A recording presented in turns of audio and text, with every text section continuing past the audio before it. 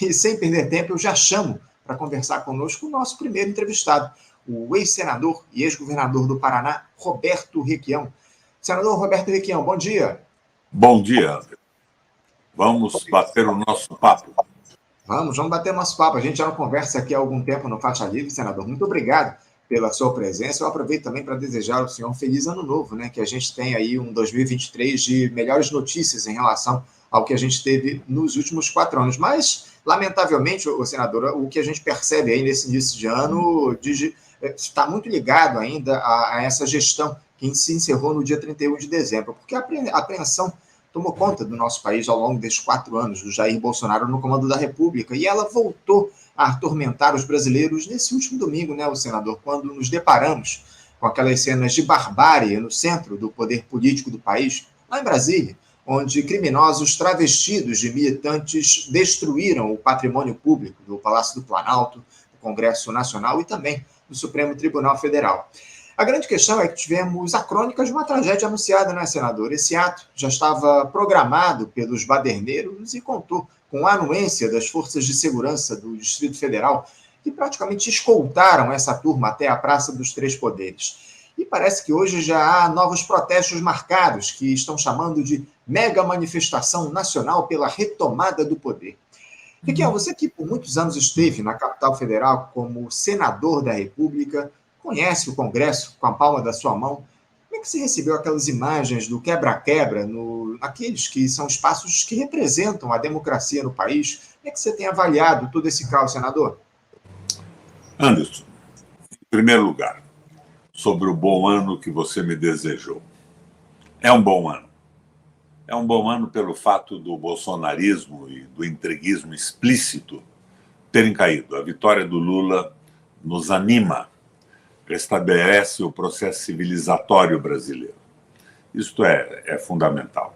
Agora, é evidente que estavam tentando dar um golpe no país. O pessoal que foi a Brasília, é evidente que alguns eram treinados para o vandalismo, mas outros foram subsidiados por ruralistas. Aqui no Paraná, já vazou que o filho do antigo deputado federal, um homem decente, Odílio Balbinotti, chama-se Odílio Balbinotti Júnior, pagava R$200 para cada um, mais as despesas de alimentação e ônibus para irem a Brasília. Eu acho que isso aconteceu. Eles tentavam lançar o Brasil no caos. Aquele pessoal que foi a Brasília não foi tomar o poder. Ele foi fazer uma bagunça que seria apoiada por cortes de energia, atentaram contra as linhas de Itaipu, derrubaram torres aqui em Medianeira, no Paraná, e em outros lugares do país. Eles queriam a intervenção do Exército, a intervenção das Forças Armadas. Era o golpe, em cima do caos estabelecido. Mas isso fracassou completamente, Anderson, completamente. Não tenho dúvida nenhuma que isso acabou já. Eles podem insistir aqui e ali, o judiciário está agindo duramente. Agora, em Brasília é evidente, você falou, as forças de segurança, não, o Exército apoiou. É preciso que se diga isso com clareza. Isso me dói na alma. Eu sou oficial da reserva do Exército Brasileiro, não remunerada, vim do CPOR. Eu tinha e tenho um orgulho danado das Forças Armadas Brasileiras. Mas é claro que o batalhão de guarda do Palácio não agiu. Eles queriam, inclusive, liberar os invasores quando a polícia militar chegou. Você viu o clamor de um único general em Brasília, desse pessoal dos aposentados? Não. Eles queriam provocar o caos para intervir no Brasil em defesa da ordem e derrubar um governo. Agora, derrubar o quê, Anderson? O que é que eles querem derrubar? O que é que o Lula dizia na campanha? O que é que me fez entrar de corpo e alma nesta eleição? Eu fui candidato a governador do Paraná, mesmo sabendo, pelas pesquisas, que era praticamente impossível ganhar essa eleição. Por que era impossível? Domínio absoluto de toda a mídia. No começo, o Tribunal Regional Eleitoral impedindo a gente de fazer as denúncias, tirando do ar e multando tudo o que falávamos com provas consistentes. E dinheiro à beça do orçamento público para financiar a mídia. Então era muito difícil, mas eu entrei mais para derrubar o Bolsonaro e dar uma oportunidade ao Lula, a quem eu conheço pessoalmente. Eu entrei nessa parada. Agora, me dói na alma verificar que as Forças Armadas, com o seu silêncio, com a sua omissão ou participação, temos que aprofundar a investigação nisso, foram cúmplices ou organizadoras desse processo. Uhum. Um general que levantasse a voz até agora contra esses caras. E esses caras foram pagos internamente por proprietários rurais, do agronegócio, ou talvez por dinheiro de fora mesmo. Agora, aonde eu quero chegar? O que é que esses caras que foram a Brasília quebrar o Congresso Nacional, quebrar o Palácio do Planalto e o STF querem? O Lula, na campanha, dizia o seguinte: não vou admitir mais esse preço de paridade internacional com a Petrobras. Eles querem garantir esse preço. Eles querem impedir que a gasolina baixe no Brasil, que o Brasil se desenvolva. O Lula dizia que não ia admitir o Banco Central fazendo o que estava fazendo. Uhum. O que eles querem? Manter o juro mais alto do mundo. Então, por que as Forças Armadas estão participando disso? Eles querem a Eletrobras em mãos privadas, na mão de um grupo pequeno de investidores nacionais e internacionais, para impedir o desenvolvimento do país com preços absurdos. Eles querem ainda que os trabalhadores continuem sem nenhuma lei social. Os antigos trabalhadores e os novos, na moda do Uber, os uberizados, nenhuma garantia. A exploração absoluta do trabalho, o domínio absoluto do capital, é isso que eles querem. Uhum. Então, eu acho, por exemplo, que a defesa do Lula nesse momento seria dizer o seguinte: vocês têm que entender que nós não vamos aceitar essas conquistas, entre aspas, do governo Bolsonaro. Por que a Dilma foi derrubada? Por que o Lula foi preso? Pela Petrobras, que não queriam que ficasse nas nossas mãos.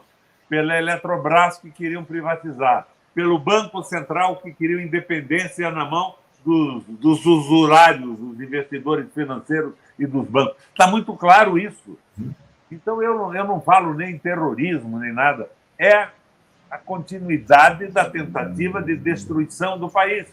Sim. Agora, isso não cabe mais no mundo. O domínio do capital financeiro, eu não falo nem em imperialismo americano, me perdoa. Os Estados Unidos está dominado também pelo capital financeiro, está numa situação terrível, com o povo na rua, morando em automóvel, em barracos, sem emprego, uma inflação altíssima. Não deu certo isso mais. Nós precisamos de um projeto nacional de desenvolvimento. E se o Lula for a uma tribuna nacional e disser: olha, a Petrobras vai voltar a agir em favor do Brasil, o petróleo é do nosso solo, os trabalhadores são brasileiros, ganham em real, nós refinamos aqui, não vamos admitir mais isso. Você acha que vai ter um militar capaz de dizer: não, eu sou contra a redução do preço do combustível e dos lubrificantes? Se ele fizer a mesma coisa com a Eletrobras, o povo não vai ser mais roubado em contas absurdas de energia na mão de grupos privados. Eu vou segurar isso para que o Brasil possa crescer, porque cá entre nós não há possibilidade de dar comida 3 vezes por dia por muito tempo sem o crescimento econômico do Brasil, sem salário, sem industrialização, sem remunerações decentes. Então, o que pode fazer o meu amigo Haddad na Fazenda com o raio do Banco Central, com o juro mais alto do mundo na mão de especuladores e banqueiros? Se o Lula deixar claro isso... Mas não, isso parece que se diluiu um pouco com a história da Frente Ampla para garantir a governabilidade. Mas essa diluição fez com que nós tentássemos agora resumir tudo em defesa da democracia, contra o terrorismo. O pessoal que foi terrorista é quem organizou essa esculhambação. Mas é um terrorismo que não é para amedrontar o povo, é para criar um caos e abrir a perspectiva de uma dominação militar, uma influência. Então, eu acho que isso tem que ficar muito claro. Mas se o presidente da República tomar algumas posições, reiterar o que ele disse na campanha, ele terá o Brasil junto com ele. E você está vendo aqui, pela minha empolgação, eu vou para a rua também. Uhum. Eu acho que, acima de tudo, Requião, a gente precisa, de fato, nesse momento, defender o pouco de liberdade que a gente ainda tem aqui no nosso país. Agora, você enxerga o bolsonarismo, a partir desse episódio que a gente teve no último domingo, o Requião, saindo ferido de morte desse caso aí, você vê alguma chance de Jair Bolsonaro se livrar de uma pena de prisão aqui no país que o deixe fora do tabuleiro político? Anderson, mais uma vez, você conhece aquele ditado? Que se me dá que a cônjuge do muar claudique, se minha desiderata é calcificar. Eu não me importo com o que vai acontecer com o Bolsonaro. Ele está acabando, ele está sendo substituído por outros idiotas que se manifestam aí como o Mourão, que quer ser o líder da direita.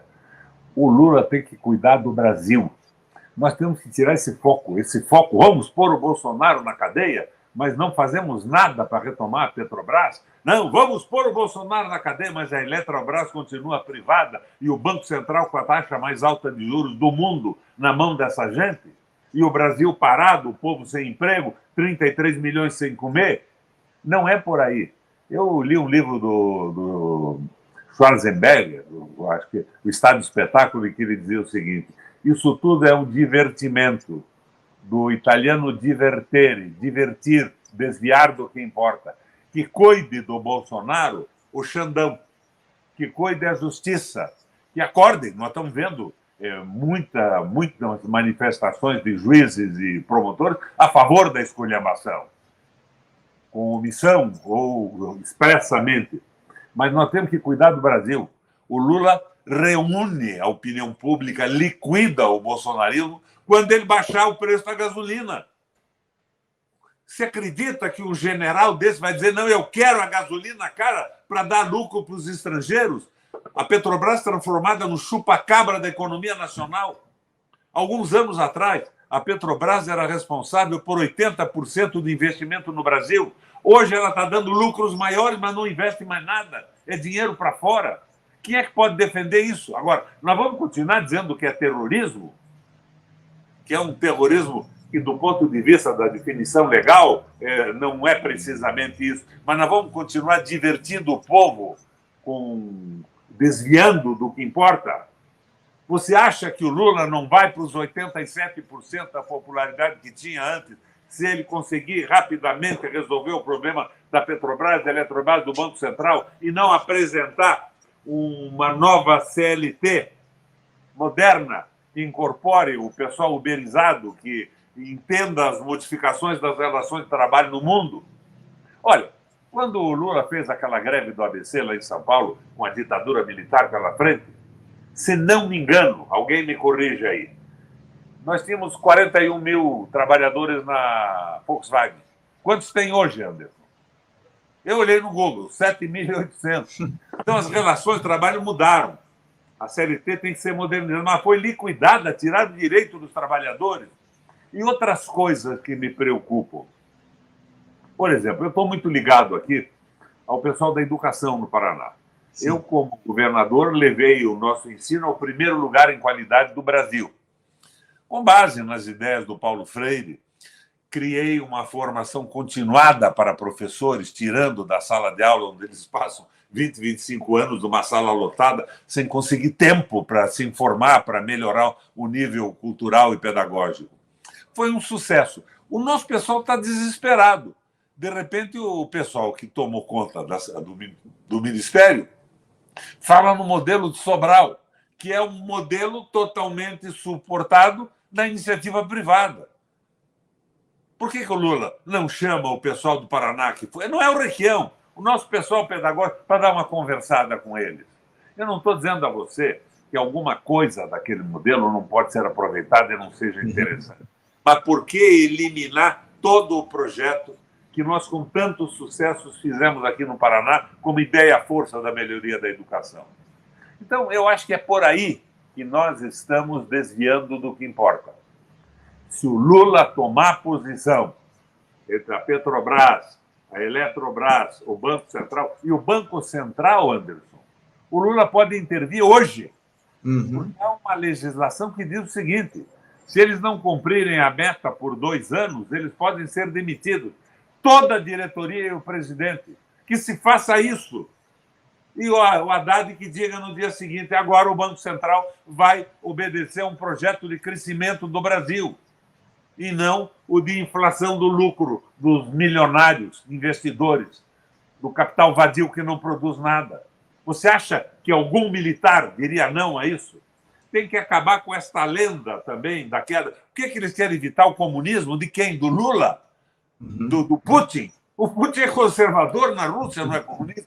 Onde é que está essa história de comunismo? Vamos acabar com essa mentira, mas posição. Eu sinto falta da reafirmação do velho Lula de guerra na campanha. Acaba com essa história. Liquida esse bolsonarismo doido e desinformado que se vende no Brasil até hoje.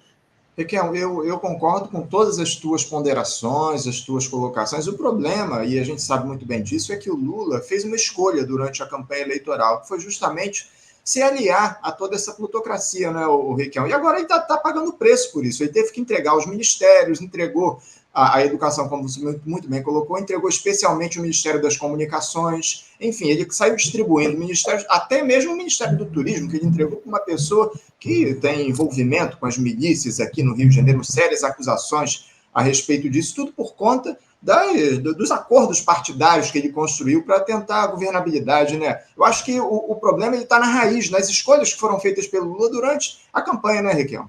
Não penso assim. Eu acho que foi a circunstância. O Lula tem circunstâncias nacionais e internacionais. O domínio da nossa imprensa, para mim poder dizer o que eu estou dizendo, precisava a faixa livre me convidar.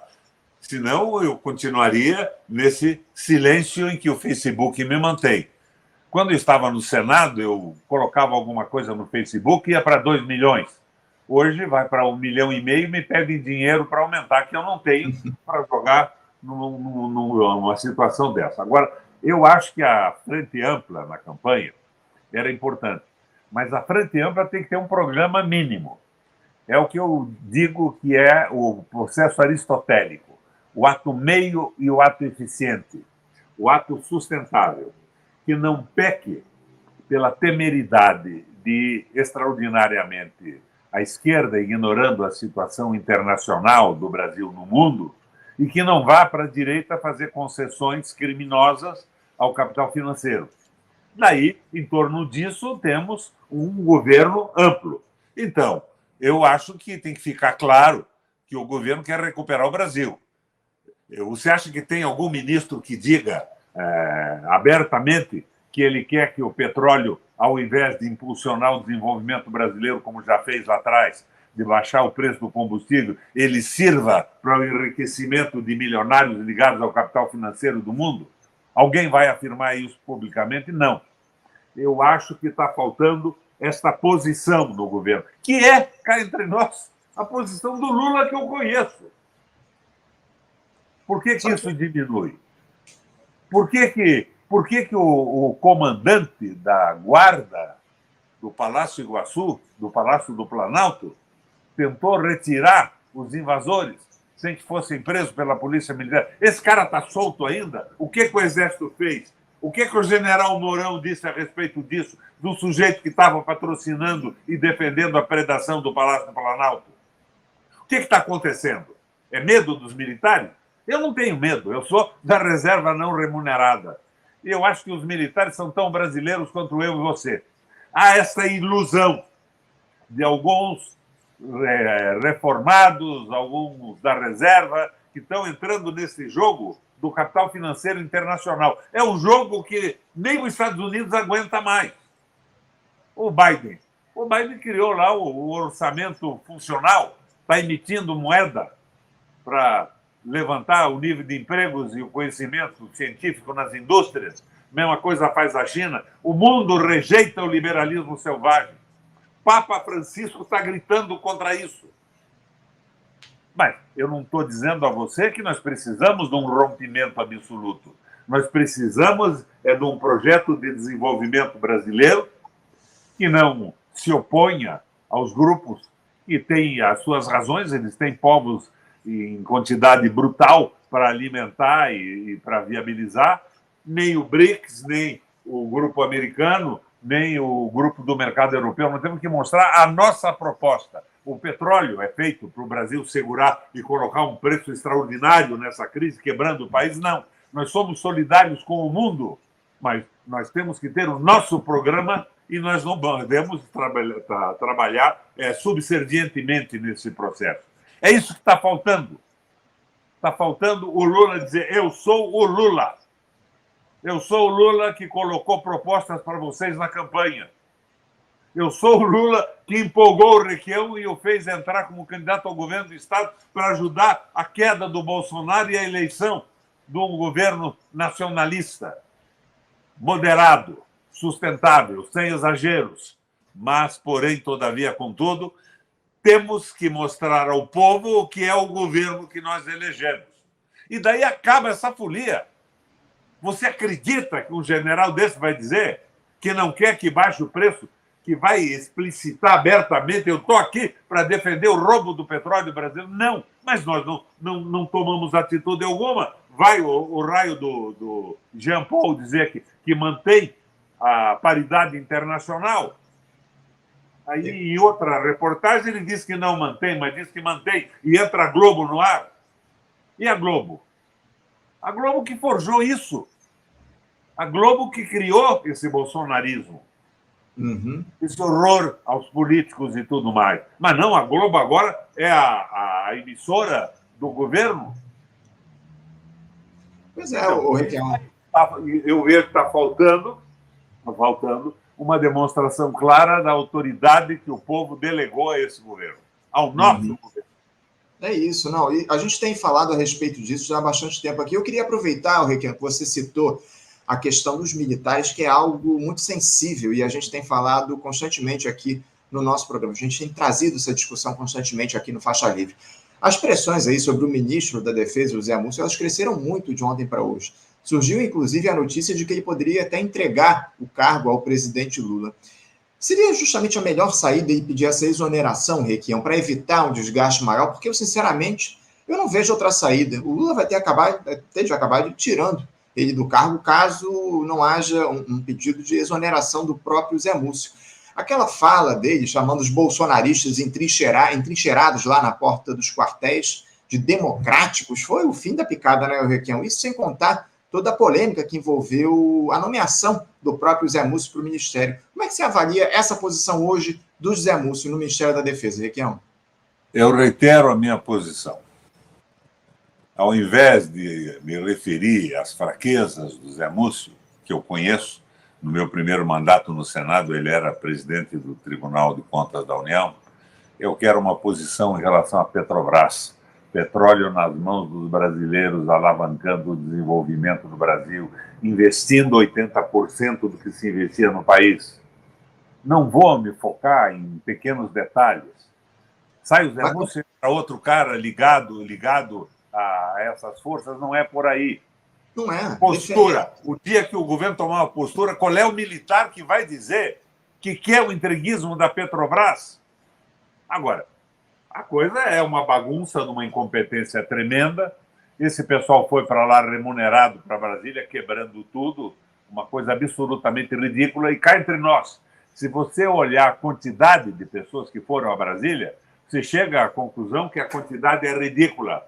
Que se tivesse polícia, se um general da guarda do Palácio do Planalto tivesse se manifestado, um comandante da guarda, um coronel, não tinha havido nada. Só houve porque não teve polícia, teve o apoio da polícia e teve a consensualidade desses generais que estão contra o Brasil. Agora, tem que ficar claro isso. De repente, ninguém sabe por que eles querem derrubar o Lula. Por que o Lula não mostra com clareza as suas teses de campanha? Por que, baseado na legislação, não faz a intervenção hoje no Banco Central e não tira aquela gente toda de lá e bota esse troço a favor do Brasil, para o Haddad poder dizer: nós vamos criar um projeto de desenvolvimento. Como é que ele vai criar um projeto de desenvolvimento com os juros mais altos do planeta Terra na mão dos banqueiros e dos investidores? Uma minoria absoluta de gente. Está faltando a consolidação da proposta. E eu não quero exageros, insisto mais uma vez. Tem que ser uma proposta sustentável, que seja sustentada por este Ministério do Lula. Não estou querendo cabeça de ninguém, mas uma coisa que levante o Brasil. E o Lula vai imediatamente para 90% da opinião pública brasileira tendo ao seu lado no apoio. É isso que eu vejo. É claro que o Xandão, o Alexandre, está prestando um serviço, prendendo aquela gente. Mas não vai prender a gente toda, inclusive não estão presos, não estão detidos para averiguação, mantém até o seu celular na mão, conforme a legislação brasileira.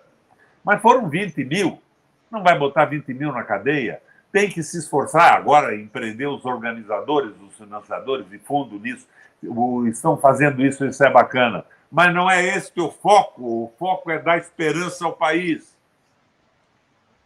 Não quero cabeça de ninguém. Eu entendo perfeitamente. A frente ampla é essa, mas precisa de um eixo de propostas nacionais. Sem dúvida. Efetivas, em movimento. Eu concordo, Rick, em gênero, número e grau com tudo que você está dizendo. Agora, parte dessa postura que você pede ao governo não passa também pela nomeação de um ministro da Defesa que nomeie, que coloque lá no comando das Forças Armadas generais comprometidos, efetivamente, oficiais comprometidos efetivamente com a democracia do nosso país, porque essa tutela militar ela está colocada já há muitos anos aqui no Brasil. Isso, parte disso se dá certamente por conta de todo o acordo que foi feito lá com o fim da ditadura, a anistia que foi dada a esses militares. Você não acha que parte dessa postura que você, com muita razão, pede ao governo não passa pela nomeação de um ministro da Defesa que coloque no comando das Forças Armadas e mande para a reserva militares, generais, oficiais que estejam comprometidos com o bolsonarismo e coloque no comando gente que esteja, de fato, ao lado da democracia no nosso país, Requião? Como foi feito na Colômbia. Essa democracia, para mim, é um divertimento. A democracia elegeu o rato aqui no Paraná e eu não pude fazer campanha. Eu tinha 54 candidatos a deputado estadual e federal, eles tinham 580. Eu não tinha dinheiro, eles tinham dinheiro do orçamento público. Eu denunciava, a Justiça Eleitoral me tirava do ar, dizia que eu não podia agredir o adversário. E está ele aí, apoiando o rato, vendendo a Copel, vendendo empresa pública, destruindo o estado do Paraná. Eu acho que o problema, primeiro, é deixar claro que o petróleo vai voltar a ser do Brasil, com solidariedade com o mundo, não é uma agressão contra ninguém. Eles precisam disso. O planeta não pode abrir mão do petróleo da noite para o dia, embora, ao longo do tempo, ele vá ser totalmente superado. Então, temos que pensar nas energias alternativas também. Mas, hoje, e por muito tempo ainda, o petróleo é fundamental. Veja o que está acontecendo com a Europa, quando deixa de receber o petróleo russo e passa a pagar 5, 6, 10 vezes mais caro. Está em desespero. Nós precisamos de uma proposta. Daí sim, tem uma proposta nacional. Banco Central agora vai trabalhar para o Brasil. Não significa que ele vai destruir o mercado livre, os bancos investidores. Significa que o objetivo principal vai ser o crescimento do país. Não é a porra-louquice de uma destruição, como propõem alguns idiotas aí, que não têm experiência nenhuma nem na vida, nem na economia, nem na gestão pública. Banco Central vai ser nosso. A Petrobras vai ser do Brasil. A Eletrobras volta a ser nacional. Daí, o general que disser que quer que isso seja do mercado financeiro internacional vai ter que ser punido. Daí estamos resolvido o problema. Agora, se nós não temos uma ideia, força clara no momento, fica muito difícil a reação na cabeça desse pessoal. Reúne aquele pessoal que está lá em Brasília, preso, e pergunta para eles: vocês estão aqui porque querem manter o preço alto do petróleo e entregar a Petrobras para interesses do capital financeiro internacional? Veja se alguém vai dizer: exatamente, nós estamos aqui para isso. Nós estamos aqui para entregar a Petrobras, a Eletrobras e para garantir o juro mais alto do mundo. Não ocorre isso, é uma ilusão também desse pessoal. Esses vândalos não são ideológicos. Eles foram levados nesse processo pela Globo. A história de que todo político era um criminoso, era um ladrão, a criminalização da política, foram fabricados pela mídia brasileira. Eu, por exemplo, acho que se o governo tivesse mandado um cara com som, com alguma proteção policial para conversar com essa gente e perguntar: o que vocês querem aqui? Vocês são contra o quê? Nós queremos a Petrobras do Brasil baixar esse preço e investir no desenvolvimento do país, dar emprego a todo mundo. Alguém continuaria aquela marcha? Faltou a contramotivação, que não está tendo, está diluída. Me perdoem a franqueza, companheiro.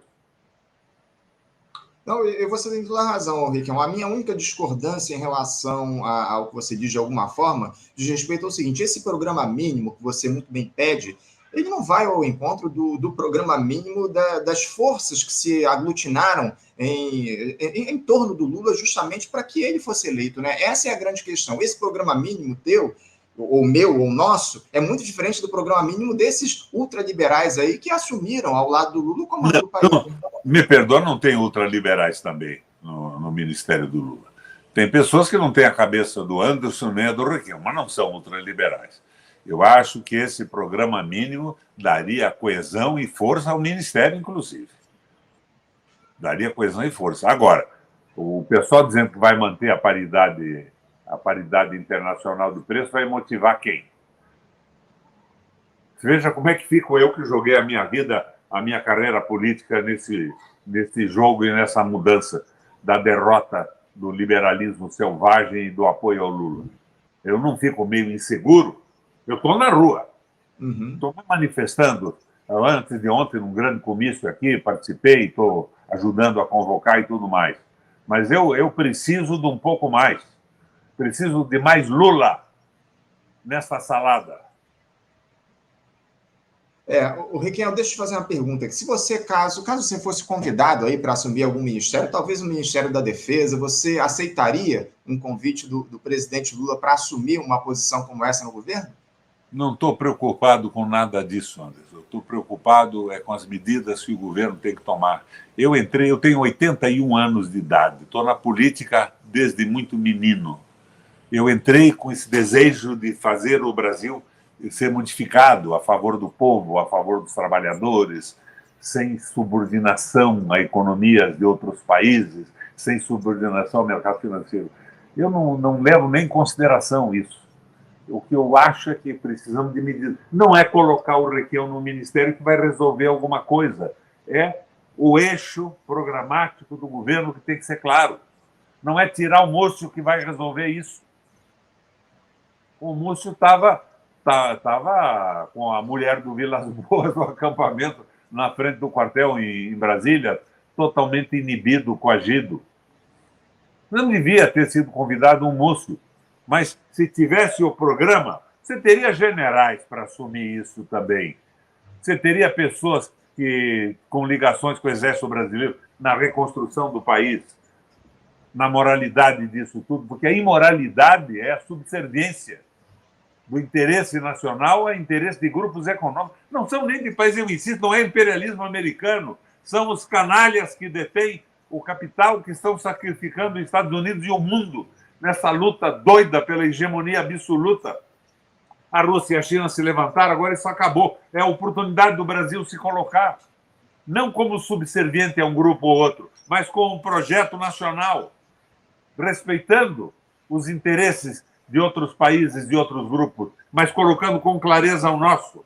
Celso Amorim já fez isso com o Lula lá atrás. Não estava bonito aquilo? Posição do Brasil na política internacional, por que não retomar isso? Agora, não acredito que a gente possa resolver isso tudo. Muda fulano, muda ciclano, ou o ministro aqui é muito novo, não entende nada, ou o governo tem que ter uma posição, e daí ele vai funcionar. E vai ter apoio, que é fundamental. O Requião, essa posição que você pede ao governo, e que eu acho que ela já está tomada desde o processo eleitoral, na minha avaliação. Eu acho que essa posição que você coloca está de acordo com os interesses da turma do andar de cima. Eu não vejo, sinceramente, o Requião. É evidente que uma ou outra medida o Lula tem tomado que são muito importantes para o país. Agora, no teor desse governo, a síntese desse governo, está colocada justamente na defesa ou na continuidade, na manutenção dos interesses da turma do andar de cima, Requião. Eu não vejo uma necessária ruptura com essa lógica que está colocada a partir das escolhas que o Lula fez para conseguir a tal da governabilidade durante a campanha eleitoral. Esse é o grande detalhe, Requião. Eu queria que você falasse um pouquinho mais a respeito disso. Eu acho que a governabilidade era importante. Se tinha a Globo formando a opinião de que todo político era corrupto, e nós não tínhamos nem como colocar com absoluta clareza e dando credibilidade diante da população nas propostas do Lula, em relação a Petrobras, Eletrobras, Banco Central e tudo. Então, tínhamos que ampliar isso. E o que eu estou propondo é a continuidade do acordo nacional, mas com princípio, com um projeto aristotélico, sustentável, que não seja... Você não vai fechar os bancos no Brasil, até porque não tem porquê, mas tem que acabar o domínio absoluto do capital financeiro sobre os interesses do país. É claro que dar de comer 3 vezes ao dia para 30 milhões de pessoas que estão passando fome é fundamental, mas daqui a pouco não tem mais como dar de comer, porque o sanguessuga, o chupa-cabra da Petrobras e da Eletrobras estarão esgotando as possibilidades de recursos do país. Nós precisamos retomar o desenvolvimento, a industrialização. Eu acho que é difícil isso. Há uma ilusão de que nós temos que combater o fascismo. Nunca teve nada com fascismo isso aqui. É o capital financeiro tentando controlar tudo. Fascismo é o autoritarismo do Estado. O nazismo é o fascismo com o racismo. Você há de convir comigo que isso não é uma constante no Brasil. Claro que existem idiotas aí em Santa Catarina, no Paraná, em alguns lugares, com essa merda na cabeça. Mas não é o fundamental. E você transformar isso em fundamental, como transformar o terror. Vamos defender a democracia agora. Vamos para a rua defender a democracia. Mas a Petrobras continua na mão do capital estrangeiro. A Eletrobras continua na mão. O Banco Central continua com o juro mais alto. Isso não é democracia porra nenhuma. Isso é uma tapiação, é uma ilusão. Requião, esse capital financeiro, mais uma vez, esse capital financeiro que você ataca com toda razão, ele foi alçado ao comando da República a partir das escolhas que o Lula fez durante a campanha. O Lula, em nenhum momento, durante esses últimos anos, ele convocou uma mobilização popular pedindo o impeachment do Jair Bolsonaro. Esse capital financeiro que você tanto ataca com toda razão, e eu defendo plenamente os teus ataques, eu concordo com quase tudo que você diz, ele está no comando do país. Quando o Lula fala, ou qualquer integrante desse governo fala em medidas sociais para que coloquem o povo no protagonismo, a gente vê o tal do mercado aí se atiça, o dólar sobe, a bolsa cai. Esse capital financeiro está no comando do poder político, com o Lula, ao lado do Lula no poder. Esse é o meu questionamento. Esse capital financeiro está no comando do poder político do Brasil há muitos anos. Sim. Em 1980, o Brasil, industrialmente, era muito mais forte do que os tigres asiáticos. Lembra quais eram os tigres asiáticos? Tailândia, Malásia, Coreia do Sul e China. Com a nossa adesão à Guerra Fria, o sacrifício absoluto do crescimento do Brasil, as razões colocadas por outros países, hoje nós não produzimos industrialmente 9% do que eles produzem. Então, é claro isso. Nós precisamos mudar isso agora. Você não consegue entender a vida se você não olhar para trás. Mas você não consegue viver se não olhar para frente. Nós temos que entender o que aconteceu. Não foi o Lula, foi uma circunstância de pressão, a Guerra Fria. Você sabe que eu convidei o Vilas Boas Correia para ir na Comissão de Relações Exteriores do Senado, antes dessa confusão toda, e ele fez uma exposição belíssima sobre isso, mostrando que a Guerra Fria tinha parado o Brasil, que o Brasil não podia se subordinar a interesses estrangeiros, mostrando, inclusive, esses dados que eu coloquei para você, dos tigres asiáticos terem ultrapassado a gente, da China ter ultrapassado de forma extraordinária, mas de repente está apoiando o Bolsonaro porque alguns erros de conduta, ao troço da punição, precisamos punir os bandidos da ditadura militar. Esse pessoal já estava morrendo, praticamente morreram todos. É claro que o processo civilizatório brasileiro precisa de um esclarecimento. Nós só podemos viver olhando para o passado, mas nós temos que viver de verdade caminhando para o futuro. Para saber, para o sistema cultural e civilizatório brasileiro é muito importante, mas aquela jogadinha de botar na cadeia, vamos punir, vamos fazer, serviu só para criar um espírito de corpos no Exército que deixou de entender o Brasil e passou a funcionar como uma corporação em defesa dos seus valores, das figuras importantes. Foi uma jogada errada isso. Assim como o identitarismo também não é certo. Veja, vai dizer, o Requião é um homofóbico? Não, eu sou o presidente de honra aqui no Paraná do LGTB, mais QI. Por quê? Porque eu desfilo no desfile gay? Não desfilo como o Papa não desfila. Eu reconheço o valor das pessoas como gente, como humanos, e fui condecorado com esse título, do qual tenho orgulho, pelo meu comportamento no governo. Mas não significa sair desfilando e se antagonizar uma boa parte da população que vive dos credos religiosos fundamentalistas, católica ou evangélica. Está errado isso. Proposta para o Brasil. Não acho que a saída do Múcio resolva o problema, não vai enquadrar ninguém. Eu quero saber como é que nós vamos retomar o desenvolvimento. Eu quero saber como é que vai poder o Haddad, meu amigo Haddad, funcionar com o juro mais alto do mundo, com a Petrobras sem investir no Brasil, mandando dinheiro para fora. Não é a saída do Múcio que resolve isso. Agora, a essência disso tudo é o Lula. Eu tenho certeza que ele sabe o que faz. O Lula é um homem em construção. Aquele Lula de Caetés que foi para Guarulhos, né? E que depois foi de caminhão para São Paulo, aquele cara cresceu no movimento sindical, cresceu intelectualmente, fundou um partido, foi presidente da República. Imagina o que o Lula cresceu com essa crise da deposição da Dilma e da sua prisão. O Lula sabe o que fazer, mas eu não sei o que é que está segurando isso. Por exemplo, na questão do Congresso Nacional da Governabilidade, o governo tem que conversar com os parlamentares.